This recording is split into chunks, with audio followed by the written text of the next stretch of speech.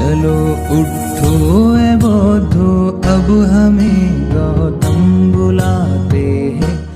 मैं आज श्रामणेर बन के ये मैसेज देना चाहता हूँ कि राजनीति से भी बहुत बड़े दरवाजे बाबा साहब ने बौद्ध धर्म के माध्यम से खोले हैं। आज करीब करीब 128 देश बुद्धिज्म को फॉलो करते हैं। बाबा साहब ने सिर्फ भारत के संसद के या मेंबर ऑफ लेजिस्लेटिव असेंबलीज के ही दरवाजे नहीं, वर्ल्ड के दरवाजे आपके लिए खोले हैं। वहां पर भी कभी जाइए और अपना अधिकार वहां से भी लीजिए। बाबा साहेब के जीवन के अनेक पहलू हैं और उनमें से ये सबसे उनके जीवन का महत्वपूर्ण आंदोलन माना जाता है धम्म क्रांति। शर्मने, हम आपसे इस बातचीत को पूरा करते हुए एक अंतिम मैसेज भी लेना चाहेंगे कि भारत की जो संवैधानिक मूल्य है, उन संवैधानिक मूल्यों को बौद्ध जीवन प्रणाली कितना सपोर्ट करती है? देखिए, पूरा जो संविधान अगर आप पढ़ोगे, अगर ये 100% इस देश में लागू हुआ होता तो ये देश बुद्धिस्ट कंट्री कहलाता।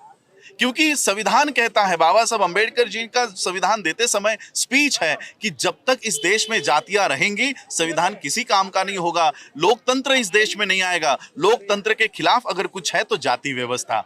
तो अगर आपको लोकतंत्र सही में एस्टेब्लिश करना है तो जातियों को खत्म करना होगा, और वही संदेश बौद्ध धर्म का है। और बौद्ध धर्म में जाति नहीं है, सब समान है। इस देश में इक्वलिटी, जो इस देश का संविधान इक्वलिटी फ्रैटर्निटी की बात करता है, वही बात धम्म करता है। और इसलिए संविधान का 100% इम्प्लीमेंटेशन अगर इस देश में हुआ होता तो ये देश बुद्धिस्ट कंट्री कहलाता। इसलिए इस देश को चलाने वाले लोग संविधान को इम्प्लीमेंट नहीं करते, क्योंकि उनको डर है कि लोग अगर इस कर्मकांड से निकल गए, जातिवाद से बाहर निकल गए, तो वो बुद्ध की शरण में चले जाएंगे। इसलिए जो संविधान करता है या संविधान को अमल में लाने के लिए जो लोग भेजे गए, वो हमेशा ये कोशिश करते हैं कि संविधान अमल में नहीं लाया जाए।